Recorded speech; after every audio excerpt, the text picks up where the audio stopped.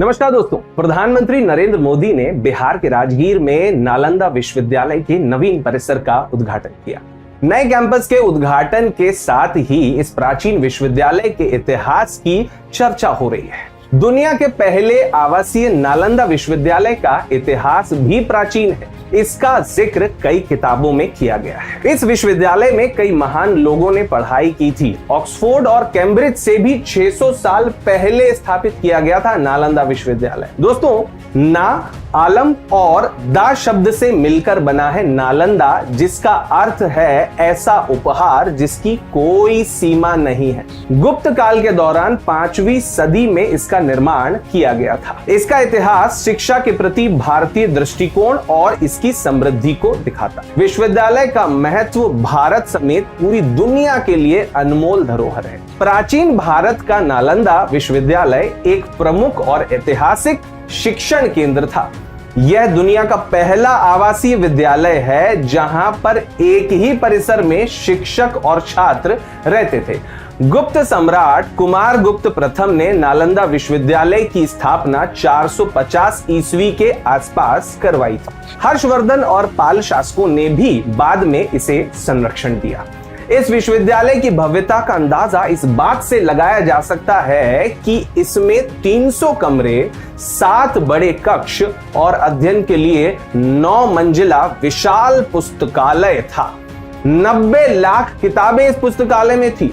नालंदा विश्वविद्यालय में किसी समय 10,000 से ज्यादा छात्र पढ़ा करते थे। इन छात्रों को पढ़ाने के लिए 1500 से ज्यादा शिक्षक थे। छात्रों का चयन उनकी मेधा मतलब की प्रतिभा के आधार पर किया जाता था।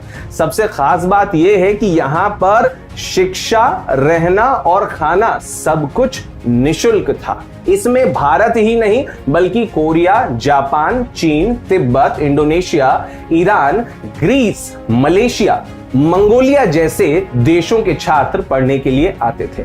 विश्वविद्यालय में पढ़ने के लिए ज्यादातर एशियाई देशों चीन, कोरिया, जापान से आने वाले बौद्ध भिक्षु ही होते थे।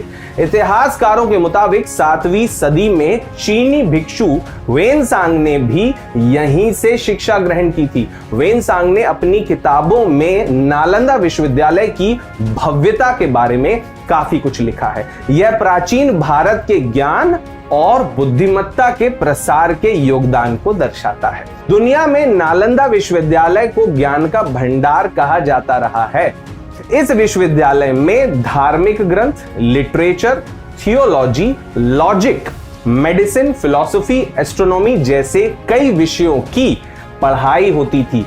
उस समय इन विषयों को पूरी दुनिया में और कहीं भी नहीं पढ़ाया जाता था। 700 साल तक यह विश्वविद्यालय दुनिया के लिए ज्ञान का मार्ग प्रशस्त करता रहा। नालंदा विश्वविद्यालय में 1193 तक पढ़ाई होती थी। तुर्क आक्रमणकारी बख्तियार खिलजी ने इस पर हमला किया।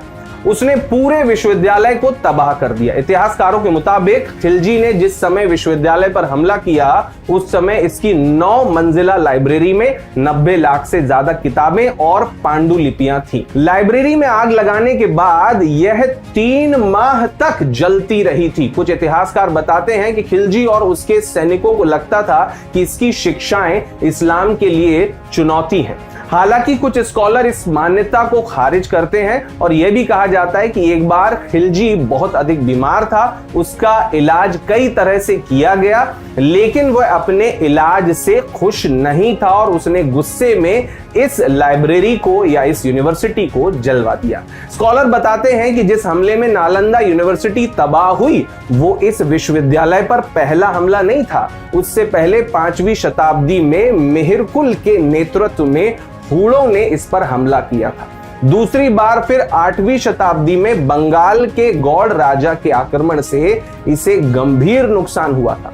1190 के दशक में तुर्क अफगान सैन्य जनरल बख्तियार खिलजी की अगुवाई में आक्रमणकारियों ने विश्वविद्यालय को नष्ट कर दिया। उत्तर और पूर्वी भारत की अपनी विजय के दौरान खिलजी बौद्ध ज्ञान के इस केंद्र को मिटा देना चाहता था। भारत के एक अग्रणी पुरातत्वविद HD शांकल्या ने 1934 की अपनी किताब द यूनिवर्सिटी ऑफ नालंदा में लिखा है कि परिसर का किला जैसा स्वरूप और उसकी समृद्धि की कहानियों से ईर्ष्या ही आक्रमण का कारण बनी। कुछ भी हो, लेकिन नालंदा को पुनः जीवित करके भारत ने एक नया इतिहास लिख दिया है। नालंदा भारत की शैक्षिक विरासत और जीवंत सांस्कृतिक आदान प्रदान का प्रतीक है। नालंदा इस सत्य की घोषणा है कि पुस्तकें आग की लपटों में जल सकती हैं, लेकिन आग की लपटें ज्ञान को नहीं जला सकती।